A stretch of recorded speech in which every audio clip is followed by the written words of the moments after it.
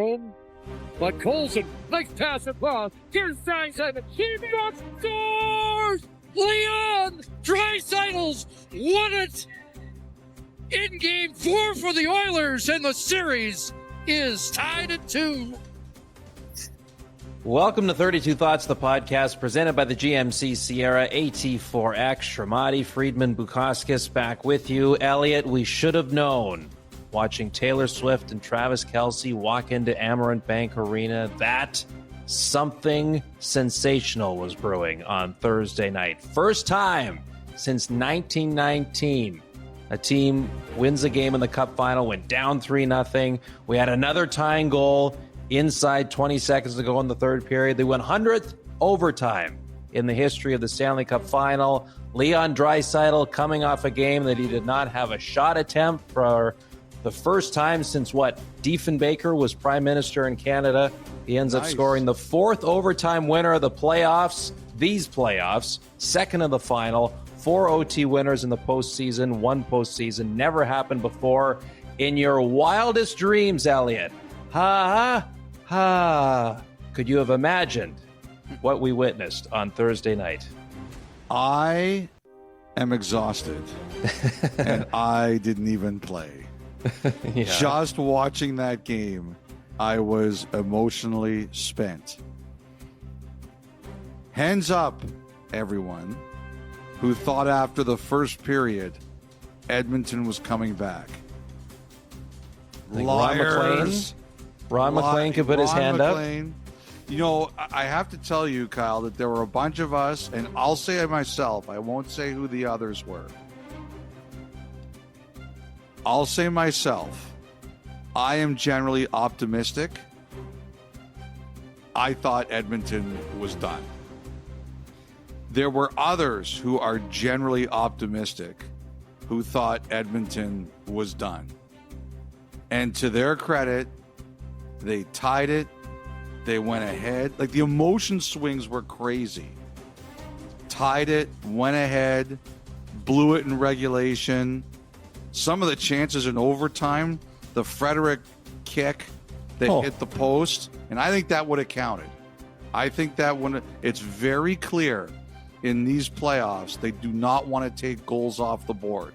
And I didn't see anything there that was so egregious they would have taken it off the board. And then the Bennett post. Like, if there's one thing that really alarms me about Edmonton's game, they don't get the puck out enough. That happened on the game-tying goal, and that happened on that play where Bennett hit the crossbar. And then they won it.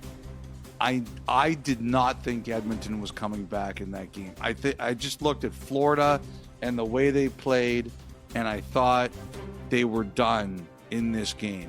And I'll say this. Stuart Skinner, he got pulled. I thought he was great in the first period. And even though he gets a no decision, and Pickard now 7-0, like unbelievably 7-0, Stuart Skinner's role in this game should not be forgotten, because that first period could have been a lot worse than 3-0. That could have been 5 or 6-0. That was a vibe change pull. Yes, it was a vibe change pull. Now, I got to tell you a little bit about Taylor Swift before we break. Yeah, you weren't too far away from them. We were, so our seats where Dave and I sit, we sit at the top of one of the sections, and her and Travis Kelce's box was 3 away from us. So they were close. Like, Dave and I walked down the hallway at one point before I realized she was there, and Dave goes, "Which suite do you think Taylor Swift is in?" And I started laughing because it was the one with 2 cops and armed military personnel outside of it. And in their suite, they had the black shades pulled on the sides. Like, no other suite had the black shades pulled. And, you know, Gretzky got in there because he's Gretzky. Dave tried. He got rebuffed. And that's not true. He's in handcuffs. Yeah, he didn't try. Yeah, Dave was taken to the jail in the basement of the arena. No. So nobody else was getting in there. But the funniest thing was, there was a guy leaning forward who was a big guy with a beard, and I thought it was Kelce. So I took a picture of it, and I said to Spearsy, we should put this on the second intermission. Like, this is how close we are to Swift and Kelsey. And there's a picture of Kelsey, and Spearsy's like, okay. And then he gets on the intercom to me like a couple minutes later. He goes, you are an idiot. And I said, why? He goes, that's not Travis Kelsey. So the guy I took a picture of was wearing a black hat and I think a white shirt. And Kelsey, I think, was wearing a white hat and a red shirt or something like that.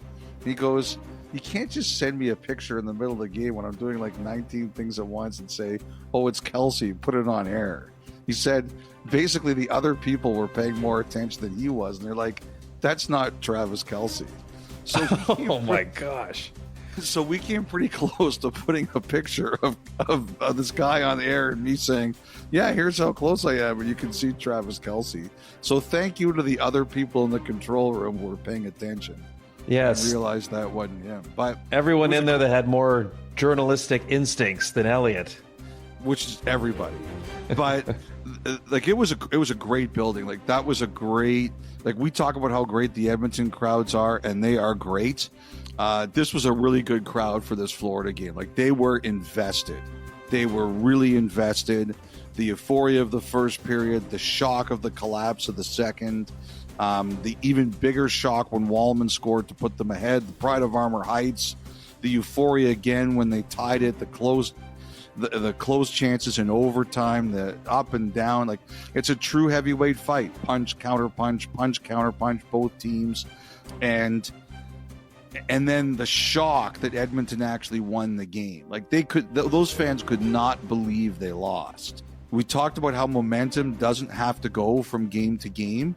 So Edmonton proved it. They got clobbered in game 3, and they were, by all intents and purposes, out at the first intermission of game 4, and they won. And you know Florida, as stunning as this was to witness, they're a mature, composed team. They will put this behind them, and they will be ready for game 5. This is the last game of the series where there will only be one off day between games. So it's a quick turnaround, and Stetcher didn't play after the first period, 4 minutes. Edmonton was going short, but that's what you do at this time of year. The one thing I did want to say was, I believe it was Jake Wallman who pointed out that Corey Perry spoke up in the first intermission. I heard it was, I don't know if it was exactly the same as McDavid post game 2 last year in the final, but I heard it was pretty close. It was like, oh yeah, it was one of those "what the bleep are we doing out there" speeches. I heard it was very calm before the overtime. It was kind of like along the lines of, hey, if we would have thought we would have been in this position after the first period, we gladly would have taken it.